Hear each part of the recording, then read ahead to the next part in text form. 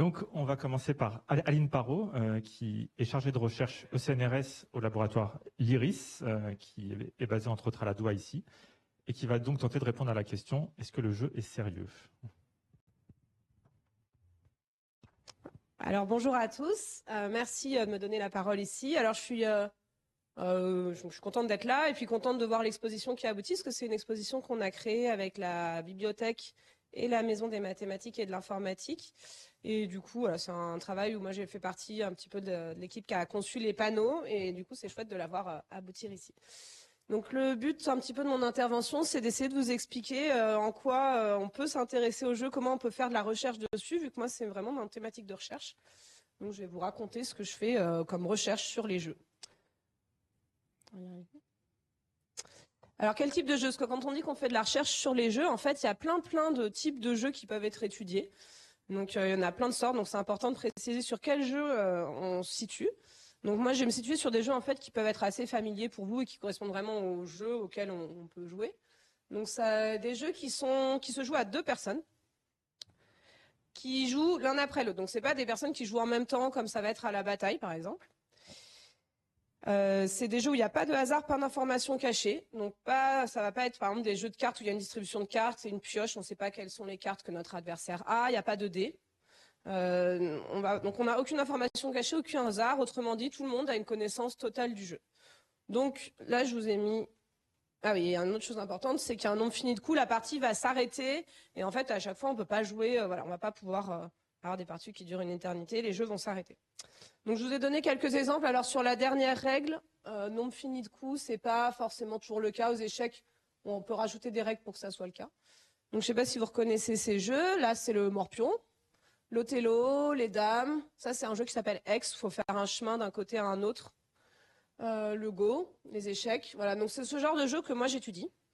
Donc il y en a qui sont dans l'exposition, et du coup on a fait un petit peu voilà, des liens entre les jeux comme ça, ce qu'on fait en recherche, etc. Et donc c'est ceux dont je vais vous parler là. Ces jeux, ils ont une propriété, donc on les appelle des jeux de pure stratégie, des jeux abstraits. Et pourquoi? Parce qu'en fait, ils ont cette propriété que si les 2 joueurs jouent parfaitement bien, donc si c'est des super joueurs, en fait, on va forcément avoir soit un des joueurs qui peut gagner à tous les coups contre l'autre, même si il joue contre Dieu. Quand il joue contre quelqu'un qui a une connaissance totale du jeu, il gagnera forcément. Donc soit on a cette propriété-là, soit en fait les 2 joueurs, bon, ça va finir en partie nulle, un peu comme au morpion. En fait, si les 2 joueurs jouent très bien, bah, personne ne va gagner. Donc on a toujours cette propriété-là, et ça en fait on peut comprendre pourquoi, et c'est déjà un premier résultat mathématique qu'on a. Oui, ce que j'ai pas dit, c'est que moi je fais de la recherche en mathématiques informatique. Je suis un peu à cheval entre les deux. Et donc pour ça on utilise ce qu'on appelle l'arbre de jeu. Comme ces jeux, en fait, tout est connu, on sait exactement tout ce qui est possible de faire, on va pouvoir dessiner ce qu'on appelle un arbre.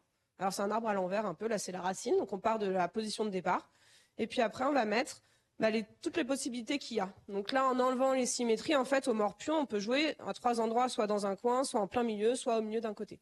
Puis on peut faire pareil pour l'étage suivant. Alors, j'ai pas tout dessiné, ça peut être très grand, prendre beaucoup de place, mais en mathématiques, ça ne pose pas trop de problèmes que ça soit forcément très gros. À un moment donné, ça va s'arrêter, on va avoir dessiné notre arbre. Alors, en l'occurrence, au morpion, ça va s'arrêter au bout de 9 étages. On aura toutes les cases qui seront remplies, donc ça va s'arrêter. Donc ça, c'est ce qu'on appelle l'arbre de jeu. Donc cet objet, il existe, on peut le... Alors, on ne pourra pas forcément le dessiner sur une feuille de papier, mais en tout cas, en théorie, c'est un objet qu'on peut considérer. Et donc maintenant, je peux regarder la fin. Je peux regarder qu'est-ce qui se passe quand les parties sont terminées à la fin, là. Donc si je fais un zoom, par exemple, sur le morpion, une fin de partie de morpion, mon arbre, il pourrait ressembler à ça à la fin.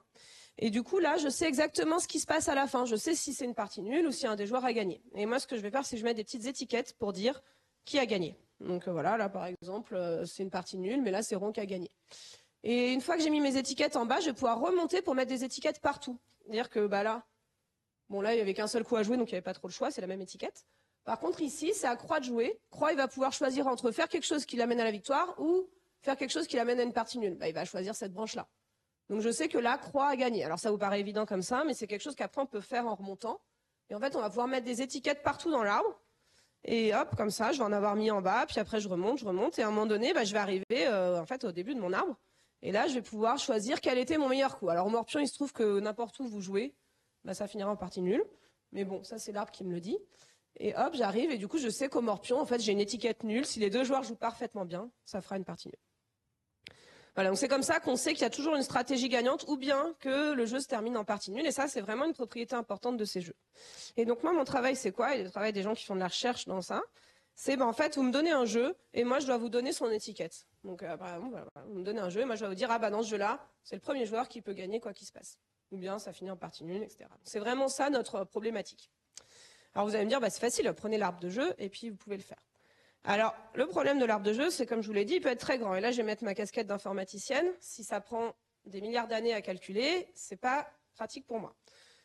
Donc, pour vous donner une petite ordre de grandeur, le morpion, c'est à peu près 300 positions quand on enlève les symétries, etc., qu'on regarde. Ça va, pour un ordinateur, ça se fait bien, même à la main, ça se fait. Les dames, déjà, c'est un peu plus long, mais ça a été fait. Et en fait, avec un ordinateur, avec 6 mois de calcul, ça a été prouvé que le jeu termine en partie nulle si on a 2 joueurs parfaitement intelligents qui jouent au mieux possible. Bah, par contre, les échecs et le Go, en fait, on ne sait pas, parce que c'est beaucoup trop gros, c'est plus que le nombre d'atomes de l'univers, le nombre de positions. Donc ça, en fait, on ne peut pas, avec un ordinateur, aussi puissant soit-il, on ne peut pas trouver qui aura une partie gagnante. Donc à partir de là, qu'est-ce qu'on peut faire? Alors on peut faire de l'intelligence artificielle, par exemple, et c'est ce qui se fait beaucoup pour les échecs et le Go. C'est pas ce que moi je vais faire, ce que moi j'aime bien, enfin moi, dans mes champs de recherche, je veux avoir des stratégies exactes, je veux être sûr que ça gagne à tous les coups, je ne veux pas juste quelqu'un qui gagne presque tout le temps. Donc moi ce que je fais, c'est que je vais restreindre, je vais pas regarder je vais pas regarder tous ces jeux-là, c'est trop compliqué, il y a trop de jeux super compliqués. On va restreindre et on va regarder ce qu'on appelle les jeux positionnels. Donc les jeux positionnels, ça va prendre cela. Donc là il y avait X, là il y a le morpion, et là j'en ai rajouté un qui est dans l'exposition et qui est beaucoup joué en Asie, qui s'appelle le Gomoku. Alors le Gomoku, qu'est-ce que c'est?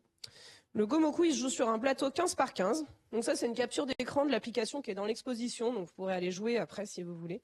Et le but, c'est tout simple, c'est une généralisation du morpion. Il faut aligner 5 pions de sa couleur. Il y a des pions noirs et blancs et on doit en aligner 5. Donc là, par exemple, blanc va bientôt gagner parce qu'il a fait 2 menaces. Donc du coup, voilà. Donc ça, c'est moi qui suis en train de perdre contre l'IA qui est sur le jeu là-bas. Et voilà, donc c'est un jeu en fait qui est beaucoup joué. Il y a même des championnats de ce monde de ce jeu en Asie. Donc c'est vraiment un jeu actuel sur lequel je joue. Et c'est un jeu positionnel. Alors qu'est-ce que c'est un jeu positionnel? Donc si je reviens sur le morpion, qui est mon exemple favori pour illustrer tout ça, ce qui est important dans le morpion, en fait, c'est les endroits où vous pouvez jouer. Et dans le Gomoku aussi, c'est les endroits où on a le droit de jouer. Et l'autre chose importante, c'est quand est-ce qu'on gagne. Bah, ça, c'est mes patates bleues, c'est mes ensembles, mes alignements qui gagnent. Bah, en fait, les jeux positionnels, c'est tout ce qui peut se décrire comme ça. Donc nous, on ne va pas avoir forcément une grille. Les points, ils peuvent être n'importe où. Donc on va utiliser ce qu'on appelle en mathématiques un hypergraphe. Mais bon, le mot n'est pas forcément hyper important. Juste, c'est des points, les endroits où on peut jouer. Et ce qu'on appelle des hyperarêtes, c'est mes patates bleues, c'est quand est-ce que c'est gagnant. Donc par exemple, dans ce jeu-là, si j'arrive à prendre ces 3 points-là, hop, j'ai gagné. Et donc ça peut décrire des tas de jeux. Donc X, le morpion, le Gomoku et en fait plein d'autres jeux.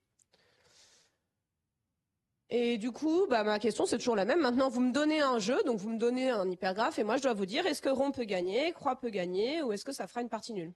Une partie nulle, c'est-à-dire que personne n'a réussi à remplir d'ensemble gagnant. Alors, là, on a un résultat, en fait, qui est déjà un peu plus fin que ce qu'on avait avant. C'est que, en fait, ici, croix peut jamais gagner.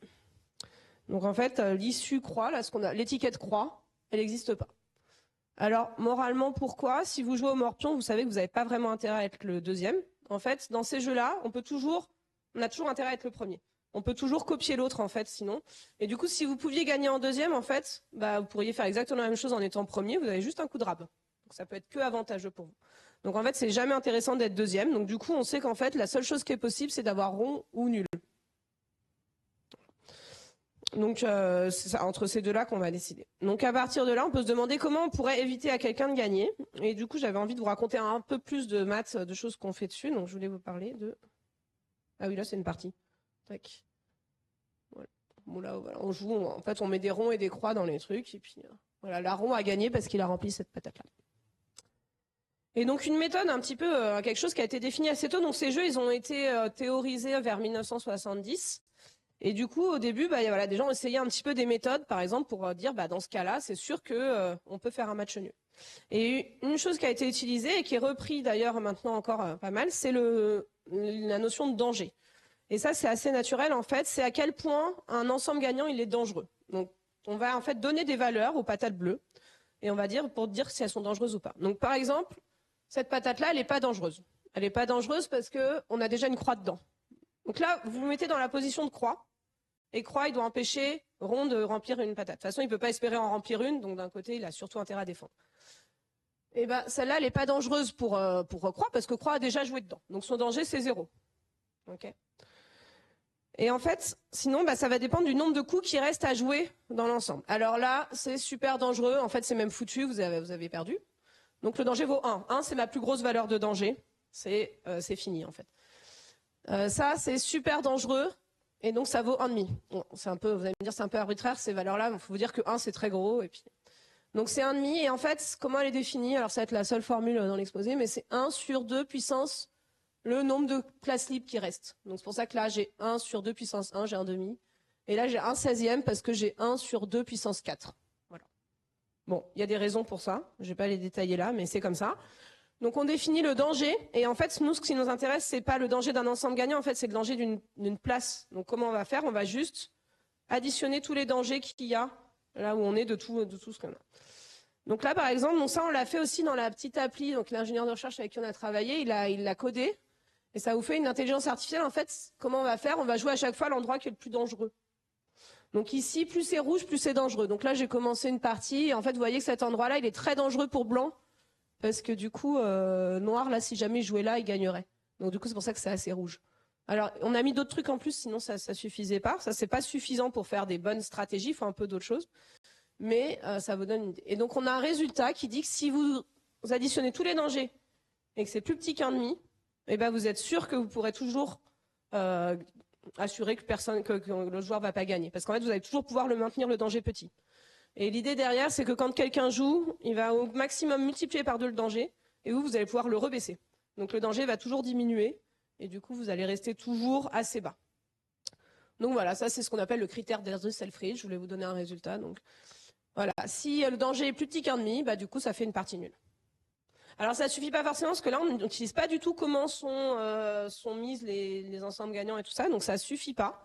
Mais ça donne déjà des petites idées de stratégie, et puis ça peut suffire pour des fins de partie. Puis ça peut vous donner des idées sur quels sont les coups importants à jouer aussi. Voilà, donc je vous invite à aller jouer contre cette IA. Moi, j'y arrive pas, donc essayez de gagner contre elle. Normalement, c'est possible. Donc elle a le danger, puis elle a mis d'autres choses en plus, parce que sinon, ça suffisait pas juste. En fait, elle faisait que défendre si on faisait ça, donc on a mis d'autres trucs pour attaquer aussi. Voilà, alors je pense que je vais commencer à atteindre... Bon, c'est pas... Donc juste... voilà, donc si je reviens un peu sur le Gomoku on en aligne 5. Mais on pourrait se demander qu'est-ce qui se passe si je veux en aligner 40. Alors, ou moins. Si je veux en aligner 3, c'est le mort pion sur une plus grande grille. C'est très facile d'aligner 3 pions sur une grille un peu plus grande que 3. Vous allez voir, en 3 coups, 4 coups, vous y arrivez. 4, vous avez besoin de 5-6 coups, mais vous gagnez aussi super facilement. Si vous regardez plus grand, maintenant 40, et que vous prenez les histoires de danger, en fait 40 en ligne, en utilisant le danger, vous allez arriver à éviter que votre adversaire aligne 40 pions. C'est pas trop dur. Alors on peut faire un peu mieux. On peut montrer qu'on peut toujours empêcher quelqu'un d'aligner 9 pions sur une grille. Et pour ça, on va utiliser un pavage. Alors ça aussi, on l'a mis dans l'exposition. Donc en fait, on sépare le plateau avec des haches comme ça. Et l'idée après, c'est qu'on va jouer dans chaque hache. Donc en fait, si vous prenez une ligne, alors il faut faire un petit exercice mental. Si vous prenez une ligne de 9 cases, horizontale, elle va toujours croiser la barre horizontale du H. Si vous en prenez une verticale, elle croisera toujours la barre verticale d'un H à droite. Et en diagonale, elle croisera toujours une diagonale du H.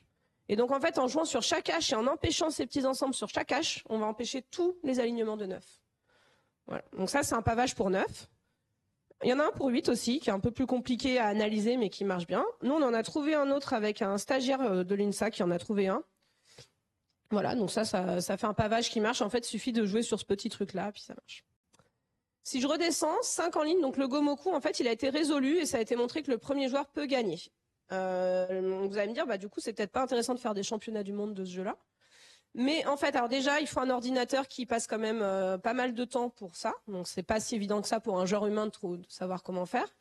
Et en fait, ce qui se passe, c'est qu'il rajoute des règles pour déséquilibrer le jeu. Donc en fait, le premier joueur, il place un pion, et après le deuxième, il peut décider de prendre la première place avec son pion, ou bien de rester deuxième. Donc ça force le premier joueur à pas mettre le meilleur coup en premier, et du coup ça équilibre un peu. Alors il rajoute encore d'autres choses pour équilibrer, mais l'idée c'est ça, c'est qu'on rajoute des petites règles au début pour faire quelque chose d'équilibré. Voilà, et en fait 6 et 7 c'est complètement ouvert. Donc c'est-à-dire que là on sait que 3, 4, 5, le premier joueur peut aligner, on sait que 8 et 9 il peut pas, et 6 et 7 c'est ouvert. Donc ça typiquement c'est une question sur laquelle on peut faire de la recherche. Voilà. Et pour conclure, donc je vous avais promis de vous expliquer un peu à quoi ça sert tout ça, pourquoi on regarde des jeux. Alors une des raisons, c'est parce qu'en fait ça permet de modéliser des choses qui se passent entre deux personnes. Donc là on est en train de jouer, mais en fait on est en train de modéliser quelqu'un qui essaye de fabriquer un truc contre quelqu'un qui essaye de l'en empêcher. Et ça, dans des trucs de sécurité, ça a du sens d'essayer de comprendre à quel moment je peux à tous les coups fabriquer quelque chose, même si en face j'ai quelqu'un qui essaye de me... Donc il y a un enjeu de modélisation pour modéliser des interactions entre deux personnes qui ont des intérêts contraires. Et après, il y a un intérêt théorique. Les informaticiens, en tout cas les informaticiens théoriques qui sont proches des mathématiques, une de leurs grandes passions, c'est de classer les problèmes. C'est de savoir qu'est-ce qui est compliqué à calculer avec un ordinateur, qu'est-ce qui est facile à faire. Et du coup, les jeux, c'est quelque chose qui est super compliqué en fait. On sait très peu calculer avec l'ordinateur des choses sur les jeux. Donc ça nous fait des modèles de calcul qui sont assez compliqués et ça nous permet de classer un peu les problèmes. Donc c'est des choses de référence pour dire ça c'est compliqué. Et aussi en mathématiques en fait, donc là je vais donner un exemple que j'aime bien. Les jeux, ça a permis de résoudre des choses de mathématiques où il n'y avait pas de jeu à la base. Par exemple, si vous voulez faire deux équipes, alors vous avez plein de gens, c'est les petits points là, et vous voulez faire deux équipes, et vous voulez qu'il y ait par exemple au moins une fille dans chaque équipe. Donc j'entoure en bleu les filles. Puis vous voulez aussi qu'il y ait au moins une lyonnaise, ça c'est mon autre patate. Et puis vous voulez qu'il y ait au moins un adulte, au moins je sais pas quoi. Ça vous fait plein de patates. Voilà, j'ai fait un hypergraphe. Et en fait, faire deux équipes, c'est quoi? C'est mettre des couleurs, par exemple violet et rouge. Et en fait, ça c'est faire des équipes équilibrées qui répondent à tous ces critères-là, ça revient à faire un match nul dans le jeu qu'on jouerait là, en fait, où on aurait les ronds et les croix, et on veut que chacun qu'il y ait un rond et une croix dans chaque patate. Et donc, en fait, ces problèmes de jeu, ils ont eu des intérêts en maths pour résoudre des questions comme ça. Voilà. Je ne vais pas forcément aller beaucoup plus loin, mais ça donne aussi un petit peu des explications sur comment ça interagit avec d'autres disciplines. Voilà, merci.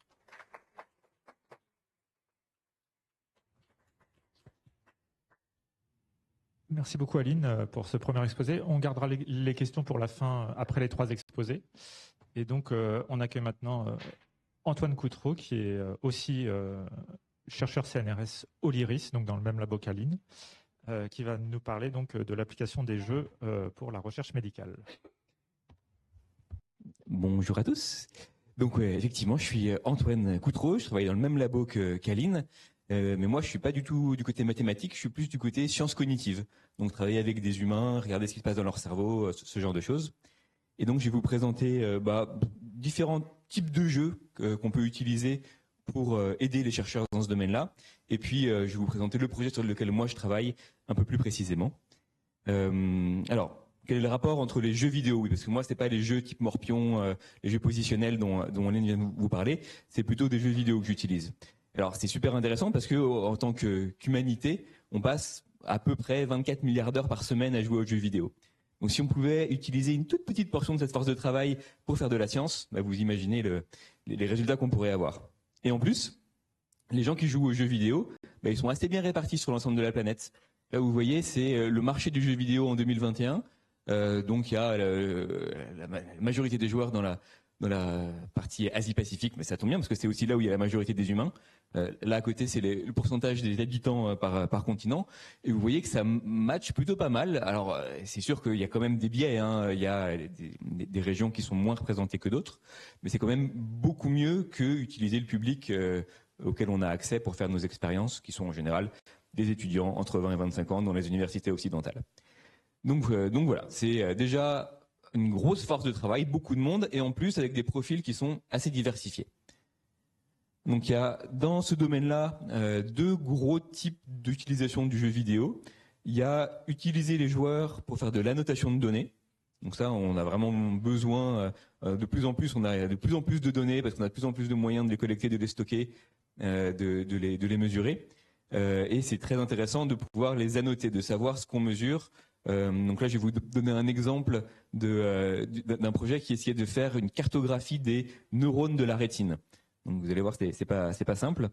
Et un autre type d'utilisation de jeux vidéo, c'est plutôt l'analyse du comportement des joueurs. Donc voilà, jouer à un jeu vidéo, c'est une tâche complexe qui nécessite plein de fonctions cognitives. Donc étudier le cerveau des joueurs pendant qu'ils jouent, ça peut donner plein d'informations sur ce qui se passe dans leur tête. Donc voilà, c'est les deux grosses approches. Moi, je me situe plutôt dans la deuxième approche, comme vous allez voir. Mais je vais quand même vous parler de la première parce que c'est celle qu'on retrouve le plus souvent. Donc ça, c'est un jeu qui a été publié en 2014, qui a eu beaucoup de succès, qui a mené à des découvertes hyper intéressantes, où en fait c'est la résolution de puzzles en 3 dimensions. Donc il y a une grosse base de données d'images qui ont été acquis par des microscopes à balayage électronique de la rétine, sur lesquels on peut voir des neurones. Et les neurones, à cet endroit-là, ou même dans le cerveau, faut voir ça, c'est un peu comme un gros plat de spaghettis, avec des boulettes qui sont le corps des neurones. Donc pour essayer de voir quel neurone est connecté à quel autre neurone et dresser un connectome, on appelle ça, des neurones, bah c'est très compliqué. Alors on peut le faire de plus en plus avec de l'intelligence artificielle, mais à l'époque c'était moins efficace. Et puis de toute façon, il fallait avoir une vérité terrain pour valider les algorithmes et leurs résultats.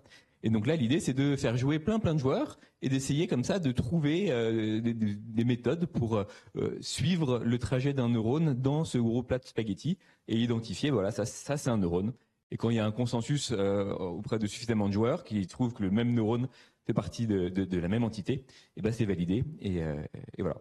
Et ça a très bien marché, hein, parce que c'est très chronophage. Il faut à peu près 100 heures de travail pour trouver un neurone. Il y a 100 milliards de neurones dans un cerveau, donc c'est pas quelque chose qu'on peut faire tout seul dans son labo ou avec ses étudiants. Et ça a donné lieu à des publications dans des grosses revues où ils ont découvert des nouveaux types de neurones qu'on ne savait pas qu'ils existaient auparavant. Donc voilà, approche très intéressante. Une autre approche. Alors là, on s'éloigne un petit peu des neurosciences et sciences cognitives. Ça, c'est un projet plutôt en astrophysique. Mais je vous l'ai mis quand même parce qu'il était aussi très intéressant et il a ceci de différent qu'il n'a pas nécessité la création d'un jeu vidéo depuis from scratch, depuis dédié, on va dire, à cette tâche. Ils ont utilisé un jeu vidéo qui existait déjà, qui s'appelle EVE Online, qui avait déjà une communauté de joueurs très importante. Et donc c'est un jeu vidéo de commerce intergalactique. C'est assez rigolo. Et donc ils ont ajouté un petit module au jeu vidéo pour faire de la détection d'exoplanètes. Donc c'était en collaboration avec un labo d'astrophysique suisse. Donc les exoplanètes, vous vous souvenez, c'est des planètes qui sont en dehors de notre système solaire. Et pour pouvoir les détecter, eh ben, on attend à ce qu'elles passent devant leur étoile. Et au moment où elles passent devant leur étoile, bah, ça fait une baisse de l'intensité du signal de l'étoile en question qu'on observe. Mais c'est assez bruité, quoi. C'est ce genre d'image alors à l'époque, peut-être que ça c'était en 2017, peut-être que maintenant c'est mieux. Mais ça fait un signal très bruité et donc très compliqué à repérer ces baisses de signal dans la masse de données. Et donc ils ont créé une interface avec toute une histoire autour qui a beaucoup mobilisé les joueurs de ce jeu et qui aussi, pareil, donc leur but c'était de classer quand il y avait des pics. Là, vous voyez ici, là, vous voyez, il y a une chute brutale du signal et donc ils les labellisaient de manière un peu fastidieuse, mais bon, ils n'en faisaient pas tant que ça, ils étaient beaucoup. Et c'est pareil, ça a donné lieu à la découverte d'exoplanètes pour de vrai, qui ont été publiées dans des vraies revues scientifiques et c'était une super collaboration. Voilà, donc tout ça pour dire que cette approche-là existe et elle est toujours, mais peut-être de moins en moins grâce à l'avènement de l'intelligence artificielle qui marche pas mal pour ce genre de problème. Donc voilà, il y a plein d'autres types d'annotation de données qui existent. Et donc l'analyse du comportement des joueurs. Donc là, je vous ai mis une petite vidéo pour vous montrer à quel point est-ce que ça peut être complexe un jeu vidéo pour ceux qui sont moins habitués. Donc là, le but c'est de pas se faire toucher par les boules de feu. Et ça a été créé par un esprit malade, quoi, parce que c'est vraiment très très compliqué en termes de mémorisation, que ce soit au niveau contrôle, au niveau mnésique, au niveau réflexe visuel. Enfin, ça demande vraiment un set de compétences cognitives très évoluées. Donc, comprendre ce qui se passe dans le cerveau de ces gens-là, ça peut être intéressant. Et en plus, ça tombe bien parce que les disciplines qui utilisent l'humain pour faire leurs recherches, donc neurosciences, sciences cliniques, etc., elles traversent une grosse crise dont le public n'a pas toujours conscience, qui s'appelle la crise de la généralisabilité. Je l'ai dit du premier coup cette fois. En général, ça se passe pas comme ça. Qui est qu'on s'est rendu compte récemment que quand on essayait de refaire les études qui ont été publiées dans des grandes revues en psychologie, en sciences cognitives, en neurosciences, en sciences cliniques, médicales, recherche sur le cancer, etc., on se mettait exactement dans les mêmes conditions que celles décrites dans les publications, et ben on n'obtenait pas le même résultat. Donc ça c'est quand même un gros problème quand on fait de la science. Et alors je vais pas vous montrer ça parce que j'ai pas trop de temps, c'était juste pour vous. C'était un graphe qui illustrait le fait que ça c'était en psycho, sur 100 études publiées dans 3 journaux scientifiques de référence, il n'y en avait que 47 qui ont pu être répliquées. Donc la majorité des études publiées, elles sont fausses en fait, ou en tout cas elles sont justes, mais dans un cas très particulier, avec une population particulière. Il y a plein de causes à cette crise qui est désastreuse. Hein. Donc déjà il y a le financement de la recherche fondamentale en France et dans le monde. Moins il y a de chercheurs, moins ils peuvent faire et moins ils peuvent même financer leur recherche, moins ils ont accès à des outils et des populations de qualité et en nombre suffisant pour avoir des résultats fiables. Donc ça, c'est sûr que c'est une cause majeure. Le biais de publication, le fait qu'on a plutôt tendance à publier des résultats significatifs, où il y a des résultats plutôt que publier une absence de résultats, ce qui est dommage. Et puis cette pression qu'on a en tant que chercheur à publier, la bibliométrie qui est aussi assez fauteuse de troubles. Donc une autre raison à cette crise plutôt, mais qui est très corrélée, vous allez voir, c'est le fait que la plupart des études publiées dans ce genre de revues qui utilisent des humains, ils n'utilisent pas n'importe quel humain, ils utilisent une population bizarre, donc weird. Ici c'est l'acronyme de Western occidental, éduqué, industrialisé, riche et démocratique. Donc en fait c'est une population, nous quoi, c'est les gens qui viennent de France, des États-Unis, là où il y a la plupart de la recherche mondiale. Alors de moins en moins parce que la Chine augmente pas mal et l'Inde dans une certaine mesure. Mais là vous voyez, c'est pareil, c'est toujours en psycho. Donc on dirait que je m'acharne sur la psycho, mais c'est parce qu'ils font des jolis graphes, mais c'est vrai dans plein d'autres domaines. Sur 96% des personnes testées pour obtenir les résultats des études en psycho ne représentent que 12% de la planète. Donc avec cette distribution-là. Donc forcément, quand on se place dans un autre contexte, on obtient des résultats différents et c'est super grave.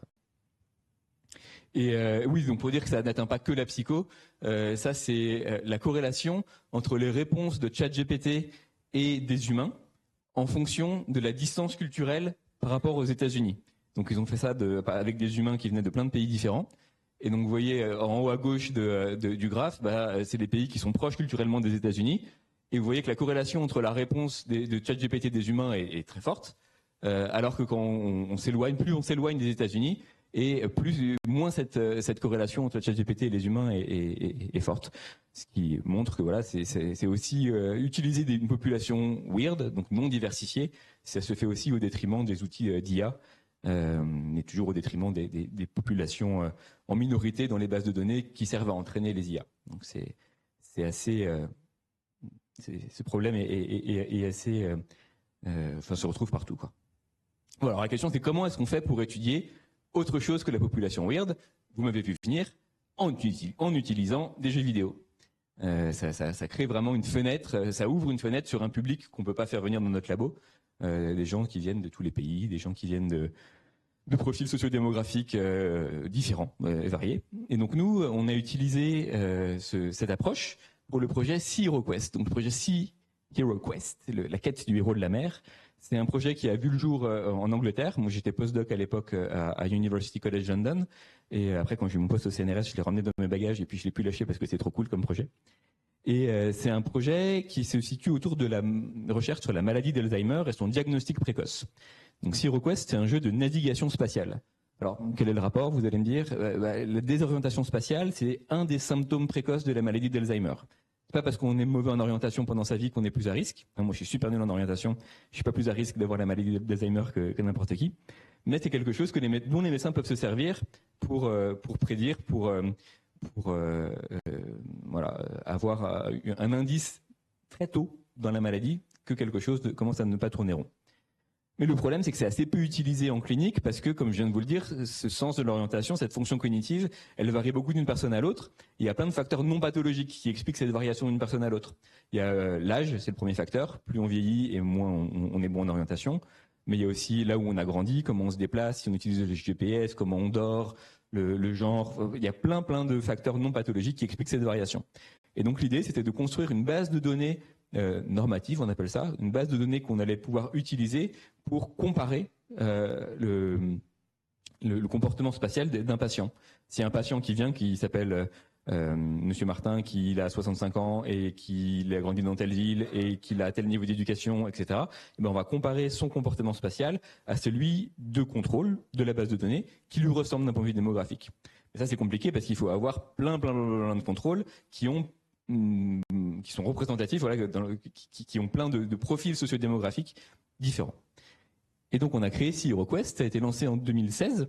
Donc, ça se présente comme ça. Vous incarnez un petit bateau qui doit résoudre des labyrinthes aquatiques.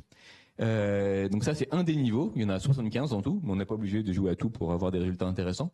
Ça commence comme ça, avec une carte, avec le point de départ qui est indiqué par cette flèche. Il faut mémoriser les bouées numéro 1, 2 et 3. Et quand on les a mémorisées, on appuie sur le bouton fermer, la carte disparaît. Et voilà, et c'est parti. Et là, le petit bateau, vous devez le contrôler. Donc, c'est des contrôles qui sont très simples. Il suffit de taper à gauche pour aller à gauche et à droite pour aller à droite, pour essayer justement de diminuer, éviter de trop favoriser les gens qui ont l'habitude de jouer à des jeux vidéo par rapport aux autres. On a plein d'autres stratégies pour essayer de séparer cette composante familiarité avec la technologie de la composante cognition spatiale, sens de l'orientation. Et voilà. Et donc nous, ce qu'on collecte pendant que le petit bateau il résout son labyrinthe, c'est sa trajectoire, ses coordonnées x/y en fonction du temps. Donc voilà, c'est à cette forme-là. Donc là, vous voyez des exemples de trajectoires très efficaces pour résoudre ce niveau 42, et puis de moins en moins efficaces. Et là, ils sont vraiment beaucoup perdus. Donc voilà, c'est ce type de trajectoire qu'on collecte. Et surtout, ce qui était incroyable avec ce projet, c'est qu'il a permis de collecter les données de 4 millions de personnes issues de tous les pays du monde. Donc il y avait des personnes au Togo, Groenland, Sierra Leone, enfin des pays qui sont jamais inclus dans les études scientifiques. Et ben là, on avait des données de ces personnes-là. Donc à peu près parité homme-femme, un âge moyen de 38 ans. Donc c'était vraiment plutôt des données intéressantes. Et si on avait voulu faire ça au labo, c'est-à-dire inviter tout ce beau monde au labo pour le tester comme on fait d'habitude ici à la Doua, et ben ça aurait coûté 30 milliards de dollars et ça aurait pris 10 000 ans. Donc voilà, ça donne une idée de l'intérêt de l'approche jeu vidéo pour résoudre ce genre de problème. Une autre façon de visualiser les données, c'est la suivante pour se rendre compte un petit peu de l'effet de l'âge sur les performances à cette tâche. Donc là, vous allez avoir 1000 personnes qui ont entre 70 et 95 ans en bleu et 1000 autres personnes en rouge qui ont entre 19 et 25 ans. Commencent tous ensemble au même moment en haut à gauche. Et elles doivent rejoindre les petites bouées qui sont symbolisées par les étoiles. Donc là, voilà, on voit que tout de suite, il y a les rouges qui ont plus l'habitude, sans doute, d'utiliser ce médium, le jeu vidéo, le téléphone portable, qui prennent le lead. Même s'il y a quand même des bleus dans le peloton de tête. Hein, ça, le numéro 1, c'est un bleu. Il y a des gens qui se perdent beaucoup. Et là, j'ai uniquement mis des gens qui ont fini par y arriver. Donc ça dure très longtemps. Je vais pas mettre la vidéo jusqu'au bout parce que y en a qui ont mis vraiment de nombreuses minutes à résoudre ce niveau qui est pourtant assez simple.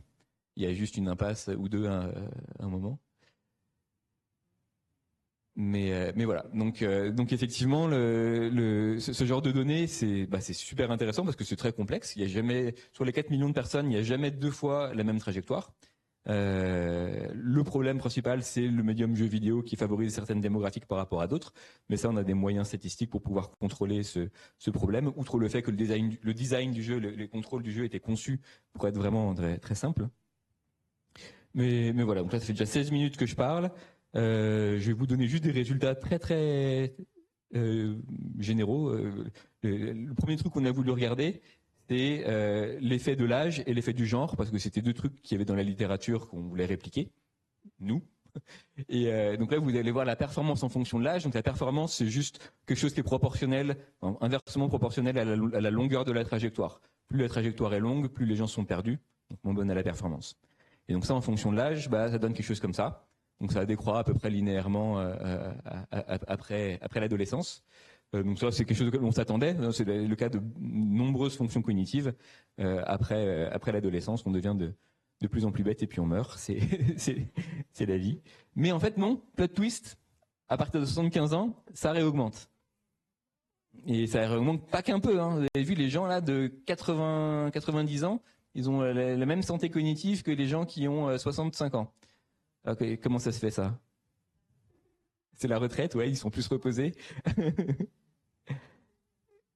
Ouais, alors il y a le fait effectivement que à partir d'un certain âge, les gens qui sont pas morts, c'est des gens qui cognitivement vont mieux que ceux qui étaient vivants quelques années plus tôt.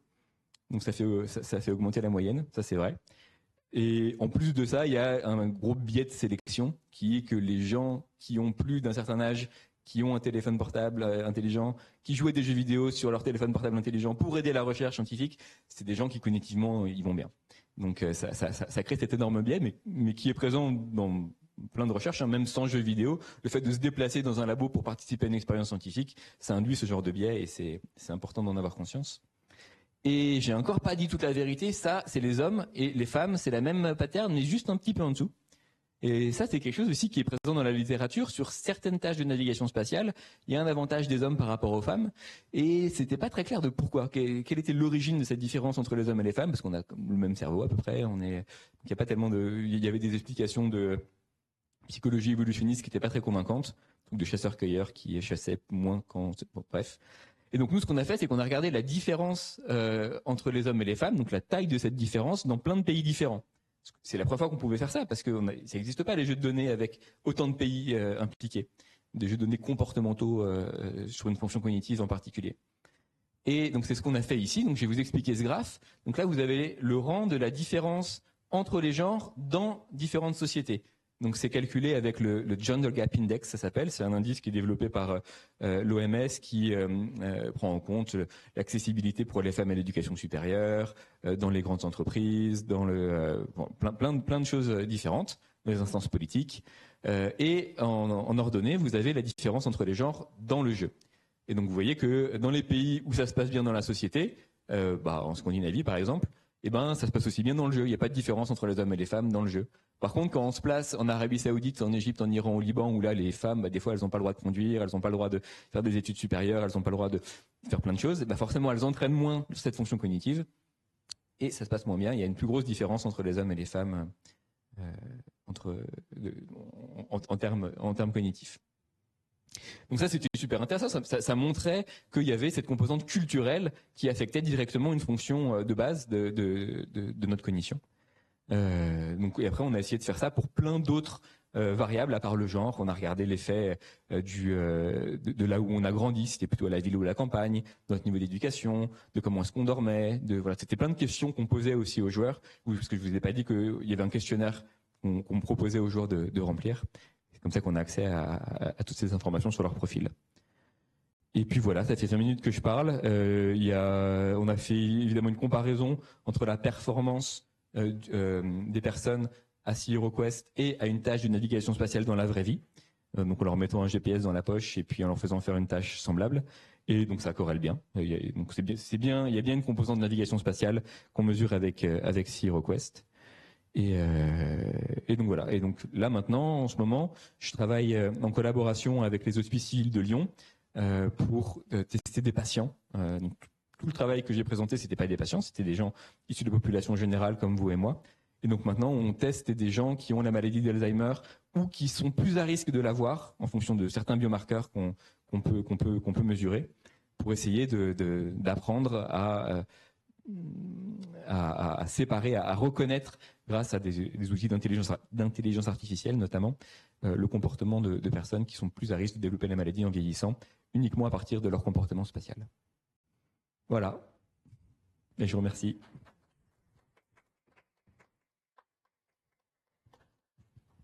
Un grand merci pour cet exposé. Et donc pour finir, on accueille Alice Milo, qui développe des activités ludiques pour la médiation scientifique et qui nous vient de Paris. Eh bien, bonjour à tous.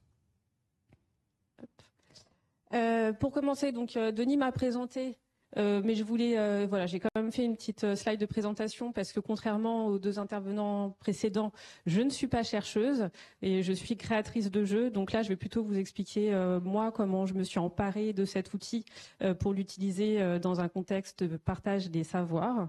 Donc je suis spécialisée vraiment en médiation culturelle et scientifique et je suis aussi animatrice scientifique. Donc j'aime bien créer des jeux justement où je partage des savoirs scientifiques.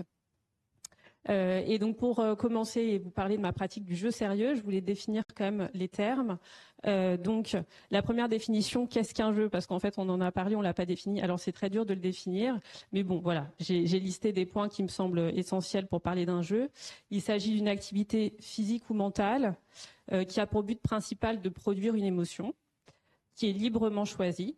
Si c'est pas le cas, vous êtes plus en train de jouer. Et qui nécessite un engagement actif des participants et des participantes. Et alors, quelle est la différence entre un jeu et un jeu sérieux ou un jeu éducatif? Le jeu éducatif a un objectif supplémentaire qui est l'apprentissage de compétences ou de connaissances. Donc là, on voit bien la différence, et pourtant cette différence, historiquement, elle n'a pas toujours été défendue comme telle, parce que justement Montaigne, en 1580, il nous disait déjà, donc c'est dans ses essais, il faut noter que les jeux des enfants ne sont pas des jeux et il les faut juger en eux comme leur plus sérieuse action. Donc en fait, il avait déjà remarqué que les enfants, finalement, on dit qu'ils jouent, mais en fait, ils sont en train d'apprendre quand ils jouent. Ils apprennent un savoir-être, ils apprennent à jouer en équipe, à la frustration, etc. Et quelques siècles plus tard, donc là pour le coup un auteur contemporain qui a écrit un livre de référence pour nous les game designers, a dit chaque jeu est un jeu éducatif, la question est qu'enseigne-t-il? Donc c'est exactement la même idée. Et donc là du coup ça questionne ce que je vous ai dit avant, finalement tous les jeux sont éducatifs, alors est-ce qu'il y a vraiment une frontière entre un jeu qui serait là que pour le plaisir, un jeu éducatif? A priori on est d'accord pour dire que non. Alors moi, de quoi je vais vous parler? Je vais vous parler quand même des jeux que je crée et qui sont vraiment des jeux, pour le coup, on n'apprend pas des compétences ou à savoir-être, mais vraiment des connaissances. Voilà, c'est des jeux de médiation. Hop. Alors historiquement, on l'a utilisé. Je suis passée trop vite. Voilà. On l'a utilisé depuis un moment, en fait, justement, parce qu'on a cette prédisposition humaine à apprendre par le jeu. On l'a vu pour les enfants, mais alors pourquoi pas aussi pour les plus grands et pour les adultes. Et donc, voilà, des exemples de jeux assez anciens où, justement, on utilisait déjà le jeu pour apprendre des choses. Donc, à gauche, vous avez un jeu qui permettait d'apprendre les armoiries. C'était pour les princes qui devaient connaître les grands de ce pays et qui, voilà, c'était un petit jeu de mémorisation pour reconnaître les blasons. Et à droite, un jeu de loi qui a été adapté.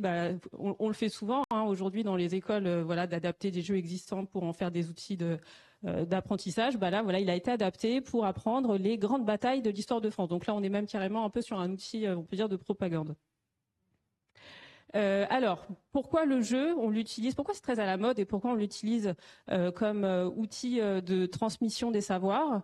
Eh bien, premier point, parce qu'il permet d'atteindre d'autres publics en éveillant des curiosités. En fait, parfois, certains sujets, surtout dans les sciences, les personnes ne vont pas forcément venir d'elles-mêmes écouter une conférence dans un amphi. Par contre, si on le présente sous un jeu, ça va pouvoir plus les intéresser. Deuxième point, il permet de rendre les savoirs plus accessibles parce que le jeu, il est là un peu pour vulgariser. Et donc, des populations qui seraient pas à l'aise avec les sciences, ça permet de les faire entrer dans le sujet. Il mise sur un apprentissage par l'action. Et c'est ça qui est très différent avec une conférence ou même si on regarde une vidéo YouTube. Là, c'est vraiment le fait qu'on joue et qu'on est actif et ça permet aussi d'ancrer les connaissances. Et il s'adapte à différents niveaux de connaissances. Ce que je veux dire par là, c'est que selon qu'on soit complètement débutant ou qu'on ait un petit peu de connaissances sur le sujet, en général, les jeux, ils ont plusieurs niveaux de lecture et en fait, plus on joue, on continue encore à apprendre des choses au cours des parties. Alors voilà, maintenant une fois que j'ai dit ça, en fait on est tous d'accord, le jeu, on peut l'utiliser pour créer des jeux sérieux, c'est un outil qui est très adapté. Mais moi dans ma pratique justement, je me suis rendu compte, il suffit pas de se dire ça, ok, je vais créer un jeu, je vais parler des maths ou je vais parler de la physique, je vais faire un jeu, ça sera super, ça va marcher. En fait, c'est pas un outil magique. Il y a des choses que j'ai remarquées dans ma pratique et donc je vais vous faire la liste des constats qui peuvent être des freins si on les connaît pas quand on veut développer un jeu sérieux. Alors, premier constat, certaines mécaniques de jeu sont plus efficaces que d'autres dans la transmission des savoirs. Donc là, sur la slide suivante, j'ai mis celle-ci en illustration parce que je vois beaucoup cet exemple dans des escape games qui sont proposés pour partager des connaissances. Vous allez avoir une image et vous allez devoir me dire quel est le mot de passe, par exemple. Voilà. dans un escape game, on doit trouver un mot de passe pour accéder à l'étape d'après. Voilà, je vous laisse me répondre si vous trouvez le mot de passe. C'est assez facile, hein, il n'y a pas besoin d'aller chercher très loin. Algorithme, tout à fait. Donc là, c'est Margaret Hamilton, hein, je ne sais pas si vous la connaissez, une ancienne mathématicienne qui a travaillé sur le premier logiciel embarqué dans un module lunaire. Qu'est-ce que vous pensez de cet outil ludique ? Moi, voilà, j'aime bien prendre cet exemple parce que, en fait, je pense que personne parmi vous a lu le texte en entier parce que c'est beaucoup trop long et que vous avez vu, oh, bah, en fait, il y a des lettres, oh, mais c'est ça le mot de passe. Et finalement, c'était assez rapide. Et ça, je le vois trop souvent. Et en fait, pour moi, là, on est complètement à côté de l'objectif. Il n'y a rien qui a été transmis et on n'a aucune sensibilisation. Et 2 minutes après, vous demandez Margaret Hamilton, jamais entendu parler. Voilà. Et donc, pour le coup, moi, j'ai travaillé un peu sur ce sujet-là parce que j'ai écrit un livre sur l'histoire des mathématiques pour la jeunesse. Et j'ai voulu parler de Margaret Hamilton.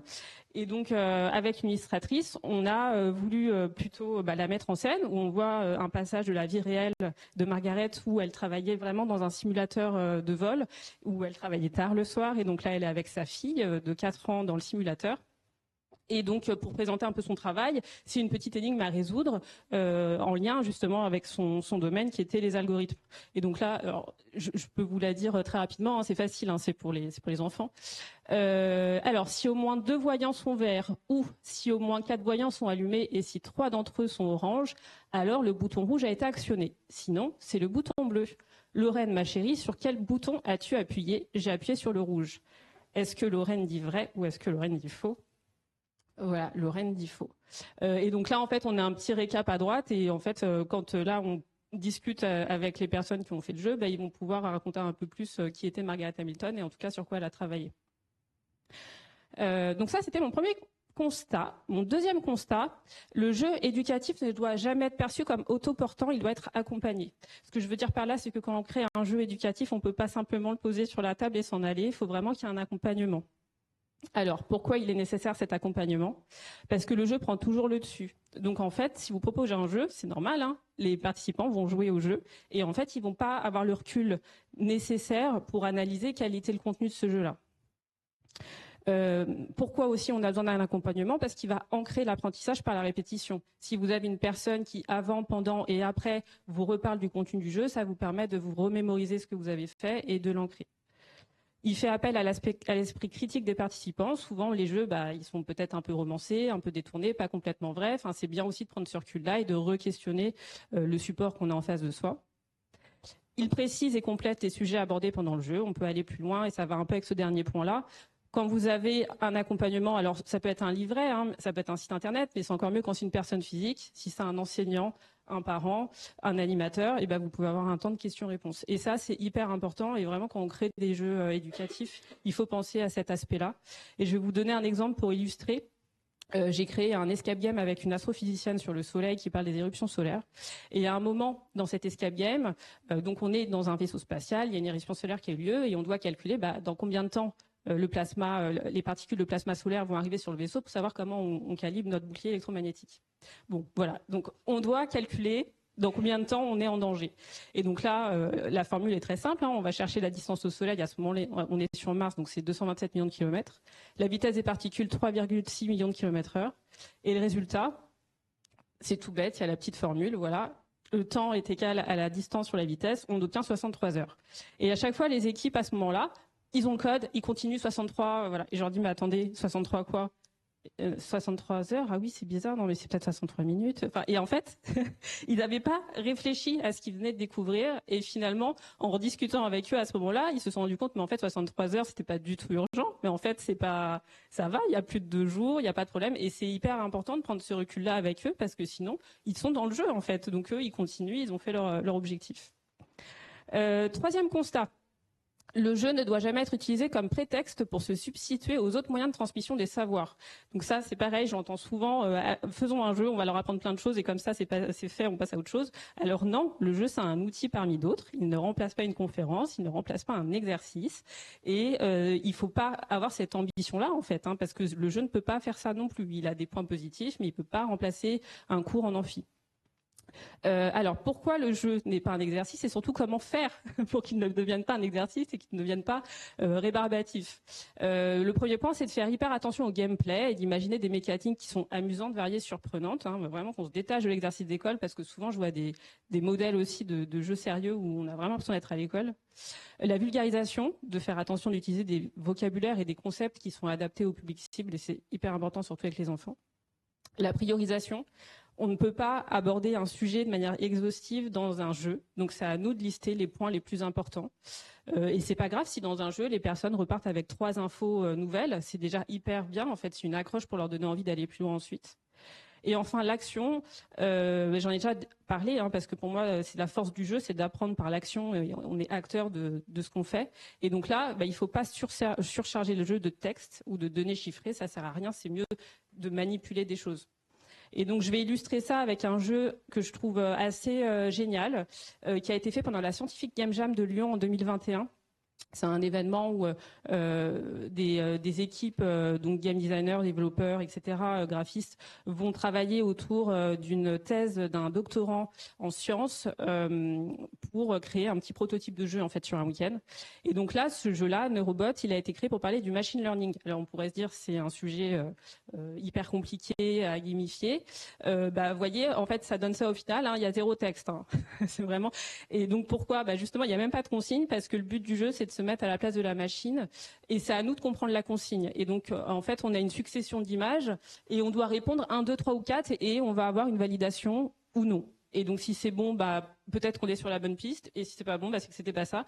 Et donc, par exemple, là, on pourrait avoir une hypothèse de dire 1, 2, 3 ou 4. Est-ce que c'est le nombre d'affiches qui sont en rouge? Donc, je vais répondre 2 et puis il va me dire si c'est oui ou non. Et à chaque fois, en fait, et c'est comme ça, en fait, le machine learning, c'est en essayant et en voyant si c'est validé ou non. Et donc voilà, ça répond à toutes les critères que j'avais dit avant. Il y a le gameplay, il n'y a pas trop de texte, on est dans l'action. Je vous invite à le tester, il est en ligne, il est gratuit. 4e constat. Mon dernier constat, le jeu éducatif doit être relu par des spécialistes du sujet. Sans cela, il risquerait de transmettre des messages erronés. Donc ça paraît évident. Évidemment, si on écrit un jeu sur les sciences, c'est quand même mieux de travailler avec des gens qui savent de quoi on parle pour relire et vérifier qu'il n'y ait pas d'erreur. Mais ça peut être plus subtil que ça. Par exemple, donc j'ai créé un jeu qui s'appelle Coop Addict pour sensibiliser les collégiens et les lycéens aux addictions. Et donc là, j'ai fait relire le jeu par un psychiatre. Et donc, pour le coup, j'avais pas mis un message erroné dedans, mais j'avais mis un message contre-productif parce que je parlais du circuit de l'activation du circuit de la récompense. Et le psychiatre m'a dit, en fait, on peut pas mettre ça dans un jeu de sensibilisation parce que ça voudrait donner, en fait, ça donne l'idée aux jeunes que c'est leur cerveau qui fonctionne comme ça et finalement, ils n'ont pas de pouvoir. Voilà. Et donc, finalement, c'est vrai. Ce que je raconte, mais est-ce que vraiment c'est ça qu'on a envie de dire? C'est pas sûr. Et donc du coup, on a retravaillé différemment. Et ça, c'est hyper important en fait aussi d'avoir ce regard-là pour re-questionner le message qu'on essaie de transmettre.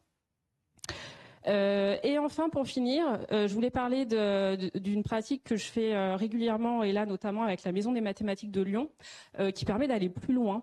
Là, on n'est plus en train de jouer à des jeux sérieux, mais on est en train de créer des jeux sérieux. En fait, j'anime des ateliers avec des jeunes ou avec des adultes, en l'occurrence à la MMI, c'est avec des jeunes, pour créer des jeux sérieux. Donc à la MMI, c'est autour des mathématiques. Et en fait, j'adore ce format d'atelier parce que je trouve que c'est encore plus fort, justement dans la transmission des savoirs. Pour 4 raisons, ça permet de comprendre les savoirs. En fait, forcément, il y a une phase de recherche et d'étude et de compréhension, forcément, avant de créer le jeu.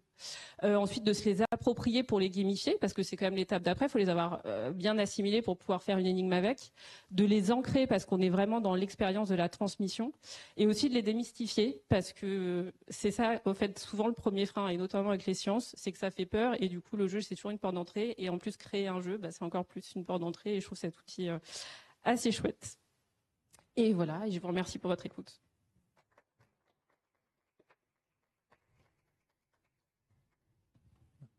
Merci beaucoup.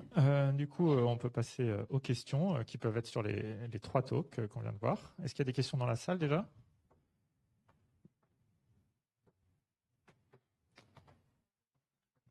Est-ce que par hasard, il y a des questions dans le chat sur Internet? Pas encore.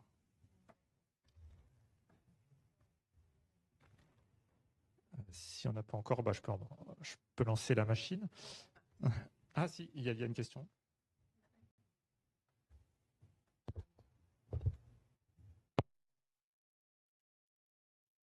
Alors, ouais. Je vais poser la question du jeu qui était joué pour l'étude. Est-ce qu'il est dans toutes les langues des personnes visées et surtout comment vous avez contacté les gens pour que des gens jouent à ce jeu, pour qu'autant de gens jouent à ce jeu? Oui, effectivement, c'est de bonnes questions. Alors oui, il a été, alors pas dans toutes les langues du monde entier parce que il y en a beaucoup, mais c'était traduit dans 17 langues, donc voilà, les plus grosses langues. Et puis surtout, on a fait le choix de la navigation spatiale comme fonction cognitive parce que c'est une fonction cognitive qui ne nécessite pas de parler, justement. Donc même sans parler la langue, on comprend vite qu'il faut mémoriser la carte et que voilà, après le texte où il y a écrit bravo, tout le storytelling autour du jeu, c'est assez accessoire. Et après, pour ce qui est de toucher autant de monde, alors ça, je ne l'ai pas du tout présenté là, mais à l'origine du projet, c'était une boîte privée, c'était Deutsche Telekom qui avait, donc c'est l'équivalent d'Orange en France, mais en Allemagne, qui avait beaucoup d'argent à investir alors, pour faire de l'image, quoi, hein, pour associer leur image avec. Eux, ils voulaient faire ça sur la recherche autour de la démence. Je ne sais pas pourquoi est-ce qu'ils avaient décidé ça, mais on a dit d'accord. Et donc ils ont contacté mes collègues anglais à l'époque. Et donc eux, bah, c'est un peu leur métier de faire de la com, ils ont des canaux de des publicités auxquelles nous, on n'a pas accès et on n'a même pas connaissance. C'est pas du tout dans notre culture en tant que scientifique de faire ce genre de com. Et donc c'est grâce à ça, c'est grâce à ce partenariat avec ces gens-là et à leur argent parce que je pense que si j'ai une ligne budgétaire dans ma demande de bourse à l'Agence nationale pour la recherche où il dit je voudrais 2 millions d'euros pour payer des youtubeurs faire la com de mon jeu vidéo, je pense que ça passera pas. Mais voilà, donc c'est un contexte assez particulier où vraiment il y a des étoiles qui sont alignées pour que ce projet soit aussi porte autant de fruits qu'actuellement. Donc c'est pour ça que quand on me demande il y a souvent des gens qui veulent créer des jeux vidéo pour leurs questions de recherche. Je pense que c'est une approche plus facile, c'est de cibler un jeu qui existe déjà, qui a déjà une communauté de joueurs, et de convaincre les game développeurs du jeu d'ajouter un module avec la tâche qui nous intéresse pour pouvoir répondre à la question qui nous intéresse. Je pense que c'est plus réaliste comme approche que de faire ce qu'on a fait.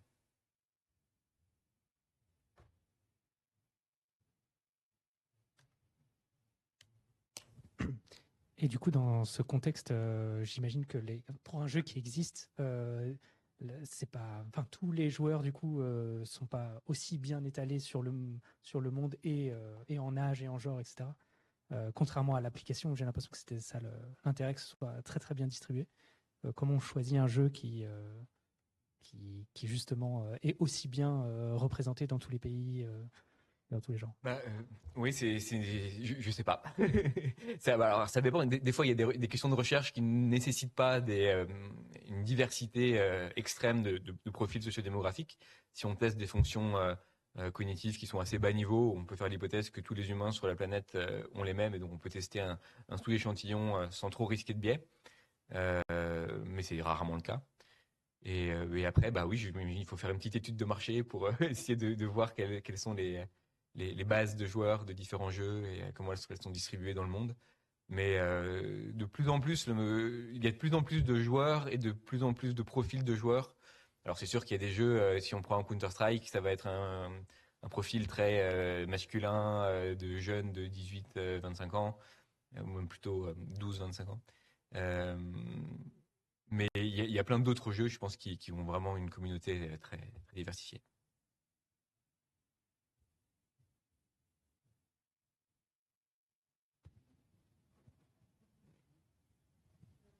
Oui, je peux poser aussi une petite question pour Alice. À un moment, tu as mentionné que on veut pas que ça ressemble à des exercices de l'école parce que c'est rébarbatif.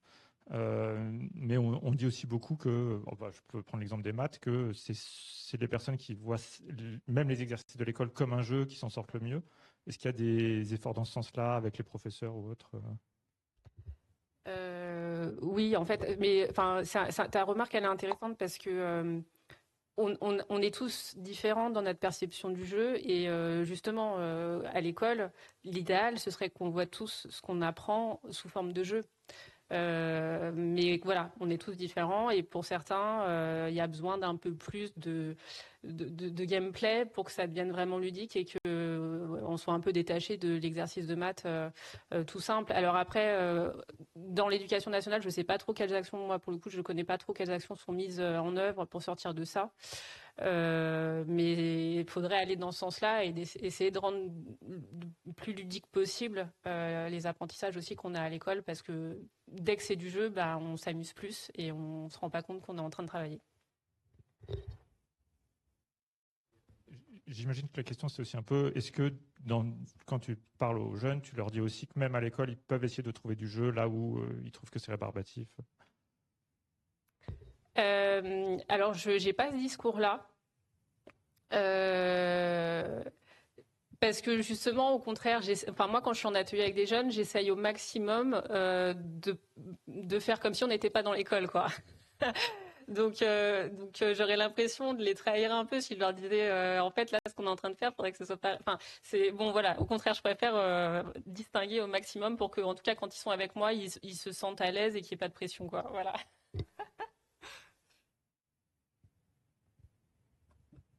Peut-être que vous venez de répondre, mais est-ce que ces ateliers ont toujours lieu dans une école ou est-ce que justement le critère c'est le contexte et quand on est hors de l'école c'est déjà un jeu Alors, les ateliers que j'anime avec les jeunes, je le fais dans différents cadres. Donc, ceux qui sont hors école, pour le coup, il n'y a pas de doute qu'on n'est pas à l'école et l'ambiance est assez différente. Mais par contre, j'en anime effectivement dans les écoles. Et là, on est en salle de classe. Donc là, pour le coup, c'est aux enseignants de prendre le recul. Mais après, le simple fait de se dire, c'est pas noté. De ne pas avoir ce rapport-là en fait à l'activité, mais bon, parfois ça marche pas toujours. En fait, moi, ce que j'ai remarqué en école, ce qui marche le mieux, c'est quand c'est sur la base du volontariat. Et par contre, quand j'anime des ateliers à l'école où c'est que des élèves qui sont volontaires, là, ça se passe hyper bien. Voilà. Oui.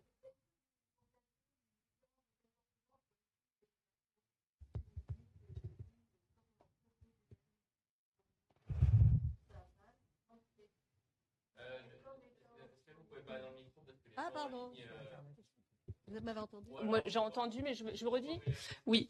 Alors, la question qui m'était posée, c'est est-ce que j'ai remarqué une différence entre les filles et les garçons? Parce que souvent, on dit que les filles, c'est plus difficile pour elles d'aborder les mathématiques parce que bon, dans la société, on nous apprend très jeune que les mathématiques, c'est pas pour les filles. Alors que si c'est sous forme de jeu, c'est différent. Alors moi, ce que j'ai remarqué, c'est qu'il y a une transition avant le collège. Les filles s'éclatent dans mes ateliers. Il y a vraiment, je vois pas de différence en atelier en fait. Voilà, elles se sentent légitimes, elles n'ont pas de problème. Par contre, quand on arrive au collège, là, tout de suite, elles se mettent plus en retrait. Et je ne saurais pas vous expliquer pourquoi il y a un moment charnière à ce moment-là. Enfin, voilà, il y a vraiment un moment charnière qui fait que collège, c'est plus pareil. Moi, peut-être pour compléter la réponse, moi, je fais des ateliers maths engine dans les collèges et lycées. Et c'est des ateliers de recherche qui sont sur base de volontariat et je rejoins l'idée que quand les élèves sont volontaires pour venir, souvent ça se passe forcément beaucoup mieux. Et là, on a moitié filles, moitié garçons qui viennent. C'est volontaire et on a autant de filles que de garçons.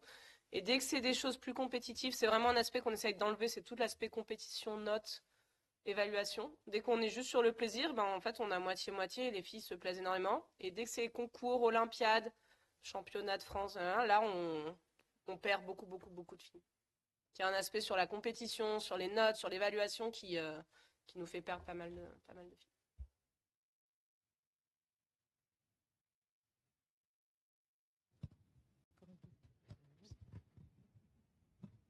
Et pourtant dans le jeu il y a toujours un peu, enfin la gamification ça passe aussi par l'évaluation, par les points, etc. Donc, il y a des jeux coopératifs, il y a des jeux où on n'est pas forcément en compétition. Mais...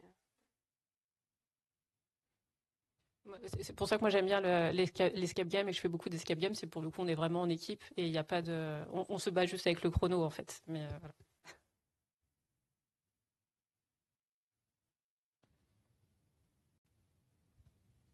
je peux rajouter une question pour Aline aussi. Est-ce qu'il y a des jeux où c'est complètement évident, intuitivement, que le premier joueur devrait gagner, mais on n'arrive pas à le montrer? Je pense au jeu de Go, par exemple, sans... Je pense que tu es beaucoup plus compétent que moi pour Bah non, répondre. mais c'est pas la question. Enfin, c'est pas des questions qu'on se pose, mais Ouais. s'il n'y avait pas de compensation, est-ce qu'on pourrait prouver que le premier joueur va gagner? Mais il y a peut-être d'autres jeux comme ça où on se dit c'est forcément que c'est un avantage de commencer ou. Ouais, bah, typiquement sur les jeux positionnels, on sait que le premier a un avantage parce que le deuxième, de toute façon, peut pas gagner. Donc ce serait premier au match nul. Ça reste un peu difficile, mais non, mais il y en a plein où on a l'impression que le premier gagne tout le temps, mais en fait, on n'arrive pas à le montrer parce que c'est difficile de voir tous les cas et en fait, il faudrait être sûr qu'on n'a rien oublié comme cas. Donc il y a pas mal de fois où on a l'impression que oui, c'est sûr, mais en fait, on n'a pas réussi à le montrer vraiment dans tous les cas. Et des fois, c'est rigolo, on a des résultats où on sait que le premier peut gagner par des arguments donc par exemple le jeu X il est comme ça, mais on a d'autres jeux où on sait que le premier va forcément gagner parce que sinon il pourrait piquer la stratégie du deuxième, des choses comme ça, mais on sait pas comment. Donc on sait que c'est le premier qui a une stratégie gagnante, mais on n'a aucune idée de comment il peut faire pour gagner. Il y a des petits trucs contradictoires comme ça. Mais oui, non, entre l'intuition et ce qu'on arrive à démontrer, il y a un gros trou.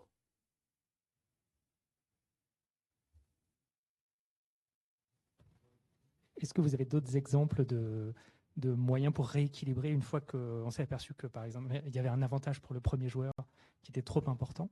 Au Gomoku, je trouve que c'est très original l'astuce pour continuer à faire des championnats. Est-ce que vous avez d'autres exemples? Bah, du coup, alors, on a regardé pour l'exposition, justement, donc au Gomoku, il y a d'abord la swap rule. Donc ça, c'est un peu comme quand vous voulez couper un gâteau équitablement, on le coupe en deux. Le premier coupe en deux et le deuxième choisit. Donc en fait, tu es obligé de faire quelque chose d'équitable parce que sinon...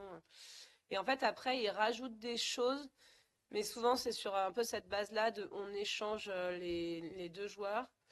Et sinon, des fois, ouais, j'ai pas vraiment de très bon exemple.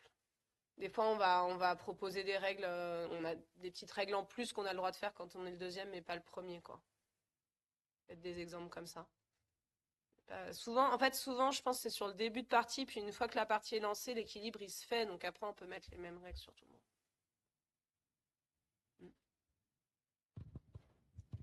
Et du coup, est-ce que vous savez ou est-ce que on vous demande parfois, enfin des studios qui développent, est-ce qu'ils sont rattachés à des gens comme vous qui sont capables de faire ça? Par exemple, est-ce que parfois vous êtes des studios vous font appel à vous? Est-ce que vous connaissez des structures qui existent où en fait on met en lien des mathématiciens ou des informaticiens avec des gens qui développent des jeux? Souvent, ce qui s'est déjà passé, c'est des personnes qui ont fabriqué des jeux et qui ont envie de savoir un peu ce qui peut se passer en maths derrière. Donc ça, moi, ça m'est déjà arrivé au salon des jeux mathématiques d'avoir des personnes qui ont conçu un jeu et qui derrière aimeraient bien l'étudier un peu plus loin. Ouais, j'ai l'impression que dans ce sens-là, le jeu de Hex, il est pas mal étudié par la recherche et il est pas mal joué. Donc du coup, il y a des interactions qui se font entre les gens et les joueurs. Je pense que ouais, après les logos, aux échecs, là, il y a pas mal d'interactions aussi. J'ai l'impression que c'est plutôt des personnes qui conçoivent un jeu et qui aimeraient bien savoir les maths qu'il pourrait y avoir derrière et qui. Nous, on fait ça aussi un peu dans les gens avec qui je travaille. On prend des jeux qui existent et puis on en fait des travaux de recherche derrière. On prend un jeu puis on essaye de voir qu'est-ce qu'on peut dire dessus. Donc il y a des gens qui ont montré par exemple que Super Mario c'était des problèmes compliqués, et voilà, on prend les jeux puis on essaye de voir s'ils sont compliqués à résoudre ou pas, comment on peut les faire. Et bah ouais, Super Mario, alors d'ailleurs quand vous l'avez vu la vidéo d'Antoine, en fait ce qu'on cherche à savoir c'est si un ordinateur, si on donne un niveau de jeu, est-ce qu'on peut faire un programme qui va dire si oui il est faisable ou non il n'est pas faisable. Et ça en fait c'est aussi compliqué que des problèmes d'informatique très compliqués. C'est-à-dire qu'on va faire une équivalence entre ce problème-là, on va le transformer un peu pour dire en fait si on savait résoudre ça, on saurait résoudre des problèmes qu'on ne sait pas résoudre en fait. Donc du coup, on va faire des équivalences entre des niveaux de Super Mario et puis des problèmes d'informatique. Mais en fait, un jeu, dès qu'on le généralise un peu, il est très compliqué. Hein. Le Go, enfin, voilà, dès qu'on prend un cadre assez général, en fait, ça devient vite très compliqué.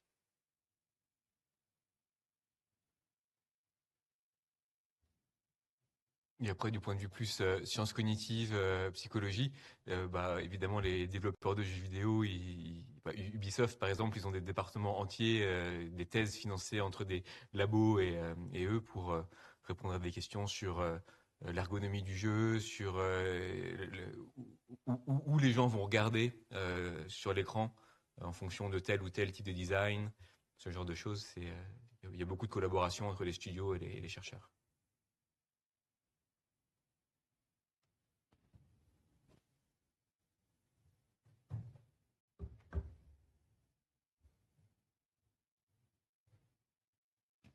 Oui, je me posais la question au niveau du Gomoku. J'ai perdu ma question.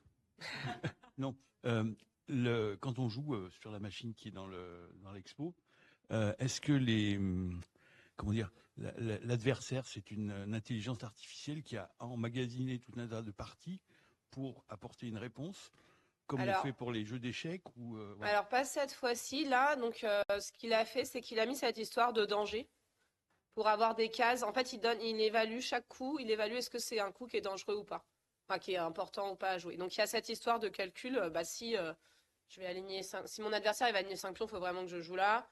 Mais du coup, en fait, on peut calculer comme ça. Et il a rajouté quelque chose pour gagner lui, pour mettre aussi des points sur, là, j'ai des chances d'en aligner. Donc là, il est vraiment sur quelque chose de partie par partie. Il n'est pas du tout en train d'utiliser d'autres parties. Après, sur les échecs, avant, c'était un peu ce qui était fait. Il y avait plein de parties et là, on mettait une intelligence artificielle qui allait analyser. Maintenant, c'est plus forcément ce qui est fait. Ce qui est fait, c'est de faire jouer des intelligences artificielles l'une contre l'autre. Et puis, en fait, elles apprennent. Quand elles ont perdu, en fait, ce qu'elles avaient choisi comme coup, c'était pas terrible. Quand elles gagnent, c'était plutôt bien. Et on va faire ce qu'on appelle l'apprentissage par renforcement, où on va diminuer, améliorer, etc. Et puis, au bout d'un moment, on obtient des choses qui jouent super bien et qui vont même. L'inconvénient de partir que sur des parties qui existent, c'est qu'on va apprendre à jouer bien contre un humain, pas contre quelqu'un qui joue vraiment comme ça. On va avoir un biais. Alors que là, en les faisant jouer un peu contre elles-mêmes, elles peuvent essayer des choses un petit peu nouvelles qu'on n'avait pas forcément. Et là-dessus, voilà. Bon, après, il y a plein de trucs en plus qui se rajoutent, mais là, sur Gomoku, c'est pas sur des parties qui ont été jouées en tout cas. Elle va pas apprendre de vous comme vous jouez. C'est plus de l'évaluation de coups et de position, et on essaye de trouver quel est le meilleur coup avec des espèces d'heuristiques. Vous avez réussi à gagner? J'ai pas joué.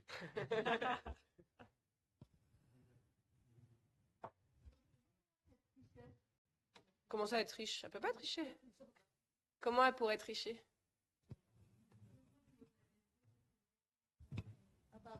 Non, je vous posais juste la Alors, question. si elle tricherait, ce serait un bug qu'elle respecte pas les règles du jeu, mais non, là, je pense qu'elle peut pas tricher. Non. Bon, c'est pas un vrai jeu. On pourrait changer les pions, enlever des pions qu'on avait mis qui deviennent noirs. Et ça. Non, non, non, elle triche pas.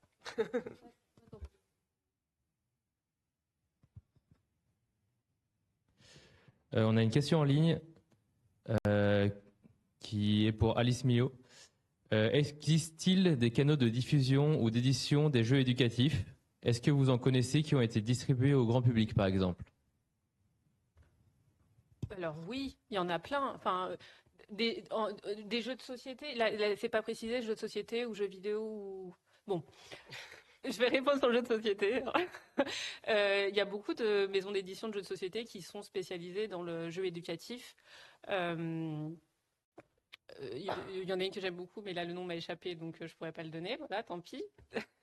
Oui, c'est ça, Smart Games, merci. Mais voilà, enfin, en fait, c'est surtout aussi, ce qui est intéressant dans le jeu de société, c'est qu'il y en a qui sont clairement identifiés comme jeux éducatifs, mais en fait, c'est ce que je disais et je le soutiens et je me bats pour ça, c'est que tous les jeux en fait sont éducatifs et que même s'ils sont pas clairement identifiés comme tels, il y a plein de jeux où on va pas dire celui-ci il apprend à monter une stratégie, à compter, etc. Mais en fait c'est le cas quand même.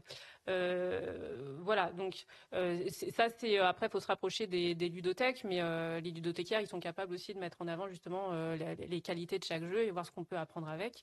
Mais il y a déjà énormément de choses sur le marché actuellement justement de jeux qui permettent d'apprendre des choses. Ouais.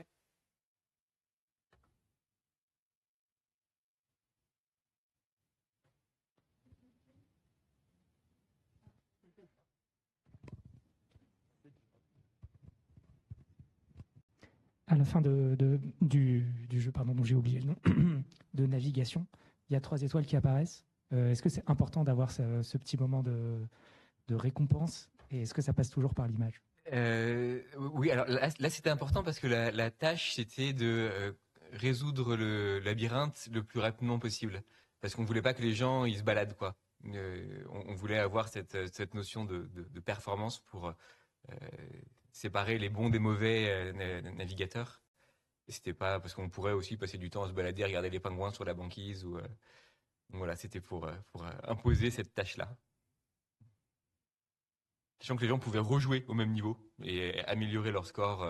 Donc il y a aussi cette composante d'apprentissage qui est intéressante. Si on prend tous les joueurs qui ont joué au moins 5 fois au même niveau, et ben, quelle est leur courbe d'apprentissage? Comment est-ce que ça varie en fonction de différents critères démographiques? J'ai un complément de réponse qui m'est venu à la question de tout à l'heure. Comment on fait pour équilibrer? En fait, au Go, ce qui est fait, c'est qu'il y a des pierres d'avance.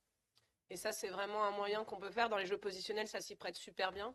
On peut mettre des coups d'avance à certains joueurs, ou on peut biaiser les jeux. Nous, on dit, il y en a un qui joue un coup et l'autre qui en joue 3. Et donc, en fait, ce qu'on cherche à savoir après, c'est à quel moment ça bascule d'un joueur à l'autre. Et ça, c'est super. C'est vraiment une manière d'équilibrer. Ça peut être ça. Après, si je peux mettre mon grain de sel, au Go spécifiquement, il y a une histoire assez rigolote parce qu'on donne un nombre de points aux joueurs qui ne commencent pas de manière très directe, qui s'appelle le commis, et qui, au cours de l'histoire, a été un peu changé quand on s'est aperçu qu'un tel ou un tel était trop avantagé. Depuis qu'il y a les IA, il est beaucoup plus précis, du coup. J'avais encore une petite question pour Antoine. À un moment, tu as mentionné qu'on avait des moyens pour corriger le fait qu'il n'y a que des joueurs qui jouent. Et je me demandais comment ça marche, puisque les joueurs qui jouent pas, vous les avez pas. Donc, comment vous... Alors, non, c'est pas tellement pour. Alors, si au niveau du recrutement, on peut effectivement mettre l'accent sur telle ou telle communauté qu'on sait être sous-représentée parmi les joueurs. Mais non, ce que je voulais dire, c'était plutôt parmi les 4 millions de personnes qu'on a, comment est-ce que, lorsqu'on analyse la performance aux jeux vidéo, comment est-ce que on sépare ce qui nous intéresse, qui est le sens de l'orientation, de ce qui nous intéresse moins, qui est la familiarité avec la technologie.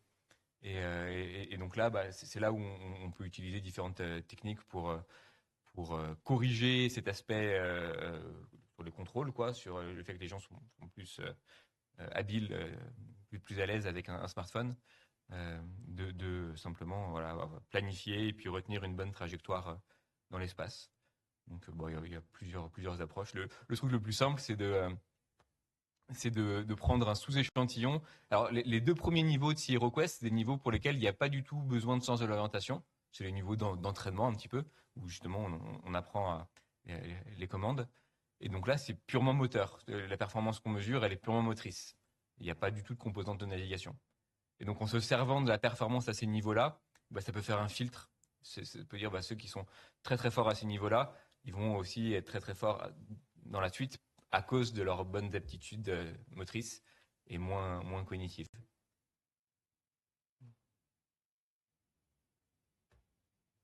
Est-ce qu'il y a encore des questions en ligne non plus? Eh bien, s'il n'y en a plus, on peut conclure ici.